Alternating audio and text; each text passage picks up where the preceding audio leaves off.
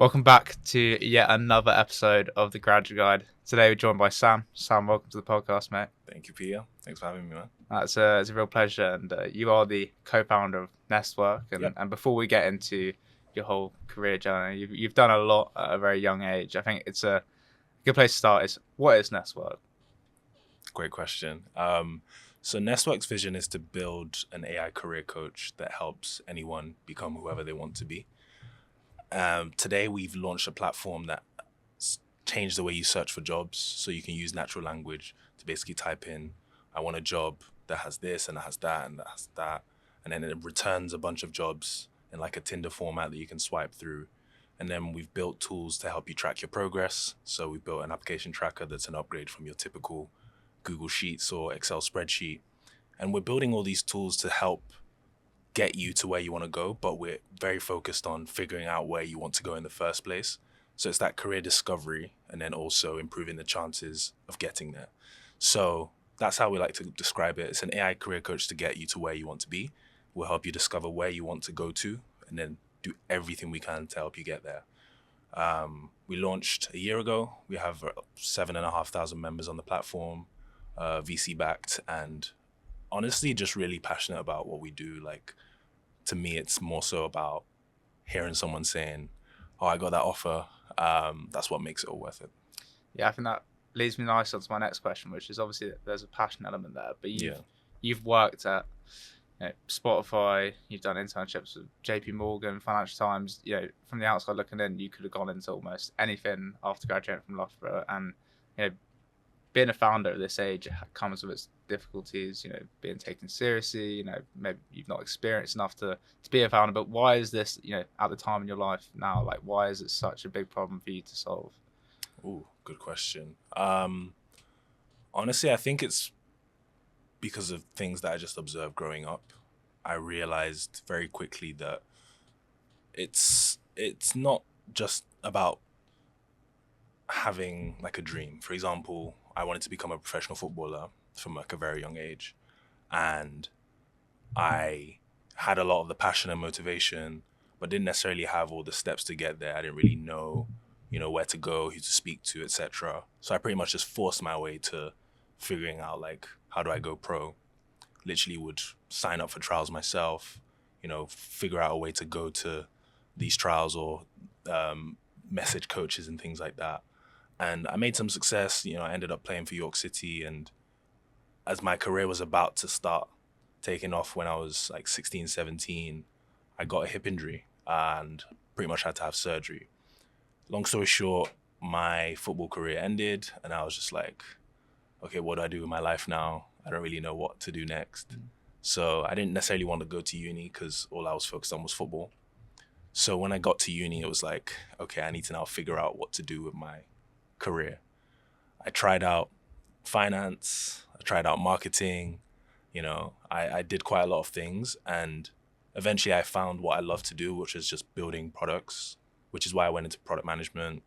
But ultimately it was going through that process of not knowing what I wanted to do, eventually then figuring out an idea of what I wanted to do, which was product management, and then figuring out how to get there. There was like, okay, there's so many of my friends who are like, Sam, like, I don't know the first thing to do when it comes to applications. I don't really know how to create a good CV, or how did you hear about this role or this company? I just realized that there's a lot of people that have no idea what they're doing, just like I didn't. And I think that needs to change. I think that we shouldn't be leaving people stranded, because that just means people don't end up fulfilling their potential. And I think having that experience with football where I wasn't able to realize my dream, it was like, I don't know, I think I just have a personal agenda to make sure that no one has to go through that disappointment of not being able to do what they desire or dream of. Yeah, it's so interesting because I think for you to really actually start building your career and really care about it, that I believe there's some, unless you're like incredibly proactive and a serial executor, which not everybody is, there is an element of needing to have your back against the wall and, what next? And it's very hard to prompt that in first year university, but football almost gave you that, going into university. It was like you weren't just going to university for this traditional, drinking experience, find out what you want to do there. It was like, okay, if I'm going to do this, Yeah. you've already gone through the whole like trials and tribulations of not knowing or not being able to do exactly what you did. Yeah, I wonder, actually at university, what you got all these amazing internships and you got these amazing jobs, but when you first arrived, what was it that was like really difficult about building your career in those initial stages of university? Yeah, I think it was knowing what to do, as in like we discuss this all the time as a team, like when we're pitching. The founding story was simple. I came into uni, my co-founder Pobo, he was initially going to LSE, and people going to LSE are starting up spring week group chats before they even get their A-level results. So he was plugged into all of that. And he eventually went to Loughborough, was telling me and other people like, guys, let's be applying to spring weeks. I was like, what's that? I made my first application. I remember it was to like an EY position, and everyone else, we had like a little WhatsApp group chat. Everyone else got in and I didn't. I was like, how dare they reject me? Like, what is this? I think that was the first experience I just realized that, okay, this is a game that I definitely shouldn't underestimate. So I think it was knowing Pobo who introduced me to that, sense of like going after this and like getting that rejection, and then just using that as an opportunity to quickly iterate, get better, and like figure out how to actually eventually get a role. I'll say that made a ton of the of the difference, because I literally just know so many people that go into their final year of uni, whether they've done 3 or 4 year courses, and it's like, right, okay, now I should start thinking about my career, where it's like, you should have been thinking about it since day one, week one of uni, if you want to, I guess, give yourself the best start. So yeah, it was definitely that exposure to information early that made the difference for me, because if I didn't, I honestly don't know if my journey would have been the same, to be very honest. Yeah, I think exposure to different thoughts and being a product of your environment is like, you hear it all the time, but you don't really understand the importance of it until you're living and breathing it, right? Yeah. And I think, for you, I guess that's a big transition coming from, the people that in your immediate surroundings all really want to become footballers, and then I think a lot of people get lost there. In terms of your actual mindset to want to be surrounding yourself with people and actually being hurt rather than and then motivated rather than put down by that first rejection to EY, where do you think that mindset comes from for you? Honestly, I think that is that's something that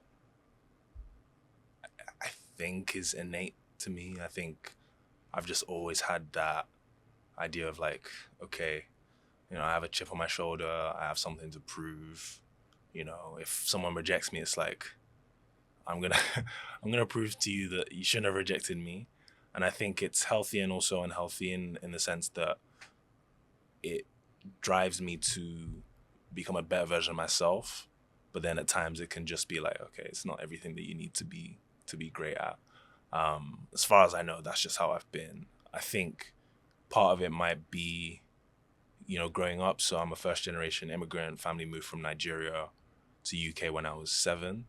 And it's like, coming to this country, it's like, you don't know that many people. I was the only black kid in my primary school, high school. And it was like, okay, I almost like definitely was always one that stood out and also didn't fit in. And I think that might, I'm not entirely sure, but I think that might have given me that sense of, okay, I'm not just gonna get things. I have to really go out and be like the best version of myself, because like nobody's gonna hand it to me. And also it's just not what am I trying to say? I think being the odd one out made me just feel like I had something to prove. I don't necessarily know why that connection was made, but that's my lived experience, really. Yeah, and in your answer just then, you portrayed an element of storytelling, and so for me, speaking to you now, I'm that bit more bought into your mission because of it. And I wonder when it came to going from EY to then actually landing those jobs, and even now with your business, you're actually persuading people that this is how careers education should be done. How important is that element of storytelling in landing those jobs? In getting those roles, getting the roles like or getting the clients. Yeah, great question again. So I remember my managers at Spotify, one of the things that they said was the reason why they really, really liked me and decided to bring me on board was in my interview, I literally made a presentation on all the products that I'd built, the ones that had some success, the ones that had failed. And they loved the fact that I could talk with a lot of depth around, what went wrong, what I learned from that, and then also how that's factored into the next thing that I did. Because I'm someone I'm very active. Like, I love starting things, and I've done I've put my hands in a lot of things, and there's just that very quick feedback loop of failing and then getting better and eventually succeeding that they really liked. And I think even within our storytelling at Nestwork, for investors, it's like, we tried this initially, it got this success, this is what we learned from it, and we believe that based on our learnings we can take it to the next level. And same with employers, it's like, currently today, this is the experience for students. We've lived it ourselves. We've seen how frustrating it can be when it comes to figuring out what you want to do, finding the right role, making an application, making a good quality application. And like, it's a very frustrating experience. So it's like, here's a better way to do it. We've seen it ourselves. It worked for us when we were doing applications. It's worked for people that we've mentored and, helped to coach to get roles. And we believe that it can help you hire the best talent. So that's, definitely a big part of our storytelling. It's interesting. When I was at school, I was kind of just told, if you get into UCL, you'll be fine. If you tick these boxes, you'll be fine. It'll all work itself out. And I think you get a realization at one point where, being as robotic in your attitude towards careers, like, okay, I'm amazing at this, I'm amazing at this. It doesn't add any like separation from the next person. And I think actually opening yourself up to the realization that failure is essential and a good thing. It's quite a daunting thing, right? Like, putting yourself out there, whether that's social pressure or whatever it is at university, doing something against the grain. Obviously, and now in the position that you're in, I think a lot of people will be like, oh, well, okay, that makes complete sense. But how do you actually start becoming comfortable with that experimental phase in your career? Definitely not comfortable with it. It's something that is hard to face. You don't want to fail. You don't want to get that rejection. Like, every rejection from a job application is painful. Like, I take it personally. Same with reaching out to investors. But I think it's more so about, like, what can you learn from that experience and do better next time? I think it's as simple as that, because I guess I'm not one to dwell on that failure for very long. Like, I'll accept it very quickly and be like, I'll get them next time. And like, a little bit of it is delusion in the sense that you might not get them next time. But if you actually just reflect and think on, okay, what could you have done better? It's like, you go into the next meeting, the next pitch, and like, at least there's something that you've done that's better. I think, does that answer that question? And I think not for the sense of vanity, because I know you made a post when you graduated. With all the accolades, everything you awarded, but you probably found it quite uncomfortable to maybe put that 100%. Post out. And I think more so this question is related to knowing when something is worth sticking to and really trying it out. Like, how do you know when you've got it good in your career? And how do you know it's like, okay, for Nestwork, like how did you like differentiate it from the other jobs and industries that you tried out? It's like, yeah, I'm gonna put my all into this and not just keep trying other things. Yeah, I think for that one, it became a deep obsession. I think your point on, oh, if I just go to UCL, I'll be fine. I think like that's changed today, right? Like you don't just like get things like that. It's not just, oh, okay, do great in your GCSEs, do great in your A levels, go to a great uni, get a first class, and you'll be fine. No, the whole game has changed. You can literally become successful monetarily, career-wise, like without having to follow that traditional path. So I think for me, it's an obsession because a lot of people are still sold that narrative of like, you must do this, this, and this in order to become who you want to be. When there's like so many other routes you can take now. And I think the danger is a lot of people, they waste a lot of money on trying out things that didn't help them get to where they want to be. They lose a lot of time, doing the wrong things. But then more so, it's just like, I was speaking to a friend lately, they're struggling to get a job, and it was just like, I did everything right, I did everything that they told me to do.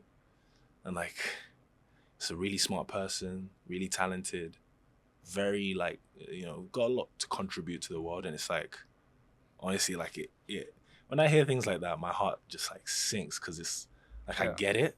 And I think for me, until that narrative changes and more people start to realize that like, they can become whoever they want to be, they just need to get the right guidance and also just start making those steps, with the right knowledge and tools. It's like, yeah, until that changes, I think we've got a big job on our hands. And that's why like this is something worth sticking with, because it's not fixed yet, and until it's fixed, like, we're gonna keep going.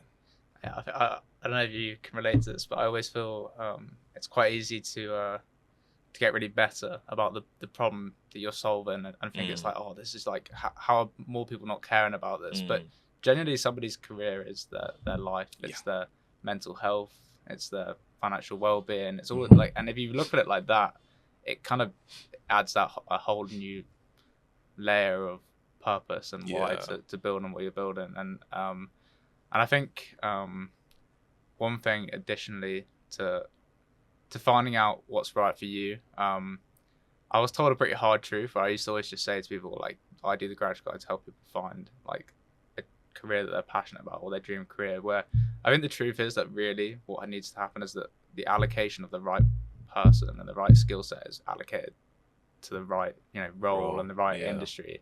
And that starts at awareness, right? And I think for you, obviously you've had an eclectic amount of experience in some of the more traditional names, and now with using sort of Nestwork as a case study, the jobs and roles and industries you like to platform.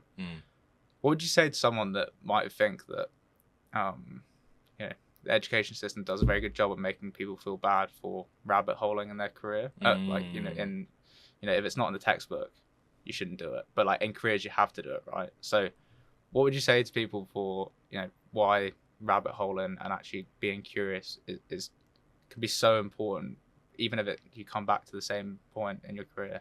So, as in like, why rabbit holing is good to like deep dive before you expand, or if you could just like summarize I think summarize again. For me, it's like, obviously with all the different jobs you're platforming and saying like, okay, I've these corporate jobs still exist and we're going to help you get there, but in terms of like creating that like allocation of people into the right industry, why is rabbit holing so important in your career? Oh, okay, I get you now. Yeah, I think like rabbit holing, niching down, and just figuring out, like we like to say, your edge, like what that is so important, because you need to be able to sell why you're the right person to be doing a specific job. Like, especially with AI now, I was listening to like an MIT piece on it, and it was like, with ChatGPT and all these different LLMs, you can now make an average CV an excellent CV. Anyone can do that. now for very cheap, meaning that it's going to be a lot harder for people to differentiate themselves. So like, I don't just want to, if I was an employer, I wouldn't just want to hire, especially in this market right now where there's budget cuts, there's less roles. You obviously want to hire the best person with the most potential for the role. And it's like, if there's someone who, has general skills and, general experience and things like that, and you can't really pick out something that's like special about them, you're a lot more likely to pay attention to the person who's done something that's like a little bit, more odd or different or just, unique. So it's just all about like standing out. I think, even recently, one of our investors was telling us that, with our approach to fundraising, like, just be a bit more free, be a bit more authentic. I think we wanted to fit the model of, what it's like to be a tech founder and, coming across as super professional and things like that. It's like, you guys just came out of uni. Like, use that as an advantage because that's what makes you unique. And I think that is, similar to like rabbit holing in terms of if you want to become a data scientist, don't just become like a general data scientist. Become a data scientist that's, really, really passionate about building AI products for, analyzing credit risk within the housing market, like super niching down, just nerd out about something and opportunities will come to you because people can see that you're super passionate about something. And it's like, when they have that specific problem, they'll come to you for it, as opposed to just being like, oh yeah, I can do any type of data science project. Like, no, I want the best person that can do specifically what I want.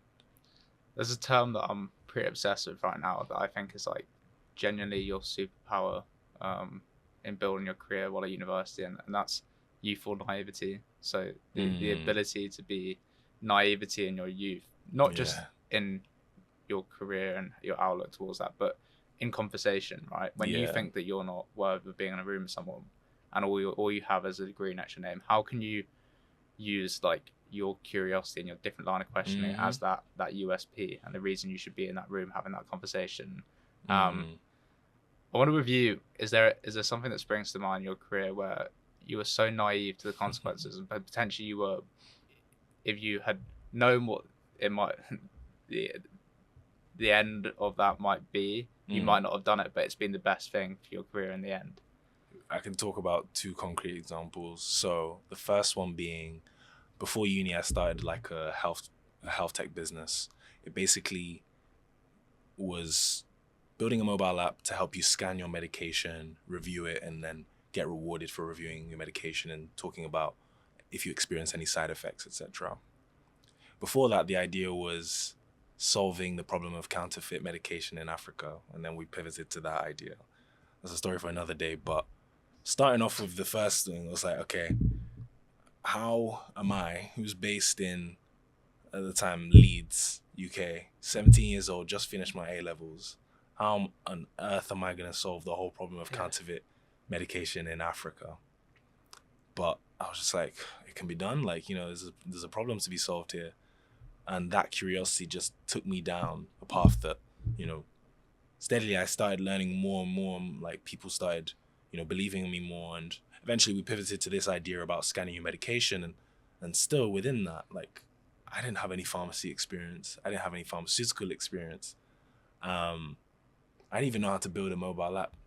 But I had this idea and I was just like, you know what? This can be done. And people believed in me. Like, I found a co-founder. I found amazing CTO who's actually now working at Nestwork. And we just had this belief that came from a super, super naive not a naive insight. There was a real problem to solve, but like, who on earth was I solving that?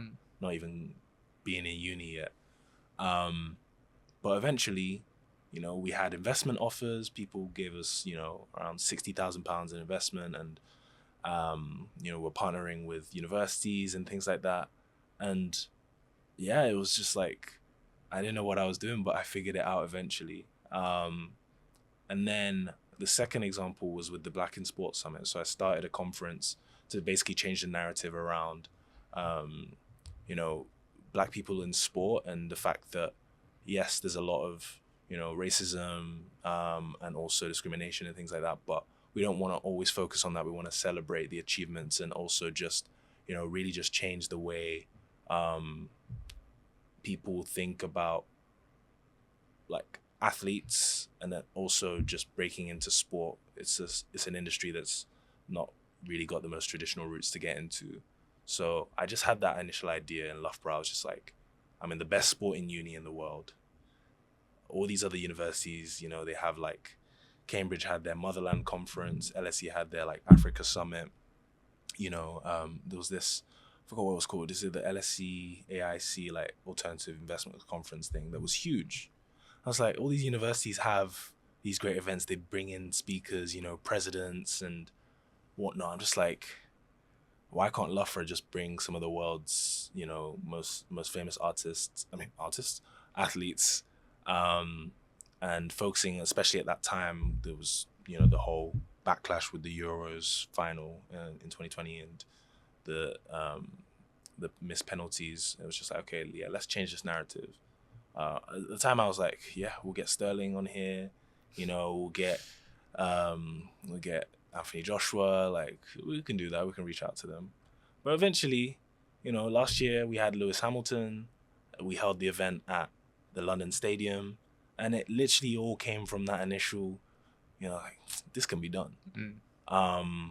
And I think it was a very, very naive thing to pursue, but we made it work. So yeah, and I think the real skill then becomes how you can actually cultivate that youthful naivety into being like productivity. And with Nestwork, it's obviously there are so many learnings you made at a young age that you're able to actually put into practice from the get-go with Nestwork. I mean, obviously there's still constant learnings, but how do you, with Flynn's in the room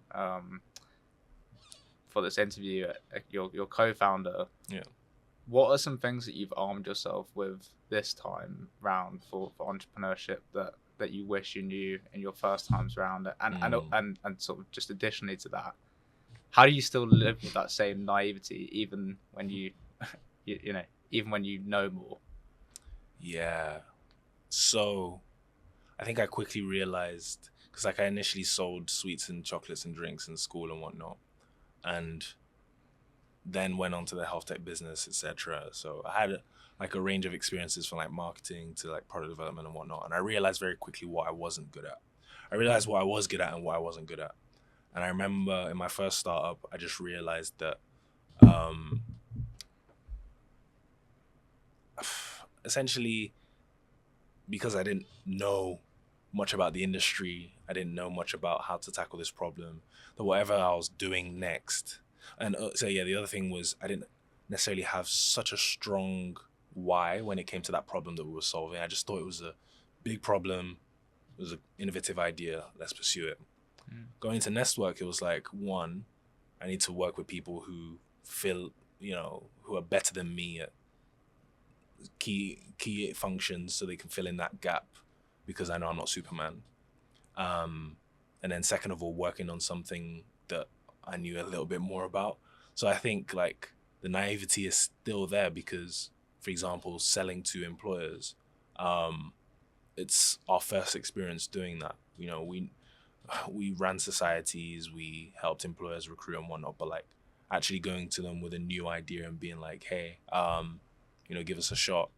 It's like, okay, what do we do? And also even in product management, like I worked at Spotify for almost a year, but I'm not the most experienced product manager. Like I don't know everything. When it came to launching, it was like, okay, cool. Like how do we set up all the analytics events and what should we focus on tracking? Like I had to learn all of that stuff from scratch. And I think that naivety has definitely led to some mistakes, but like I said before, if you quickly realize those mistakes and just like learn from them, you can move pretty quickly. So the naivety is still there, but like having a team that's better than me at many other things, it just helps. Do you have a message for someone who's listening to this that might be in a similar position to you when you've just found out football's not going to work, you've just been rejected from EY, and you're thinking, oh, this whole career stuff is very daunting, and maybe it's not for me, and a lot of self-doubt is creeping in. Obviously, with everything that you've achieved now, it's easy to reflect and be like, oh, okay, like I didn't need to worry. But what would you say to somebody that is like to actually reinstall their faith in careers and to be optimistic? Yeah. I would say there's hope. Don't give up. But even if you do give up, eventually you'll pick yourself back up. I think that was one of the things I realized from uni, right? Like I have ADHD, and like uni was a struggle for me in many senses, but like eventually it went, like I did it. And in the moment it felt like this is never going to end, but eventually it did. So same with applying for jobs. Like, I know a ton of people who have been searching for grad jobs all year, and they've literally just gotten a role last week or yesterday. And it's like, what you're going through right now won't last forever. Like, I'm a Christian as well, and I think that my faith has definitely installed that in me, in the sense that, this season that you're in now isn't always going to, last. Like, seasons come and go.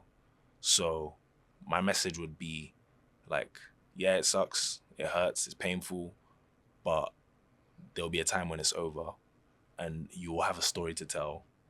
Like, almost think about what story you want to tell.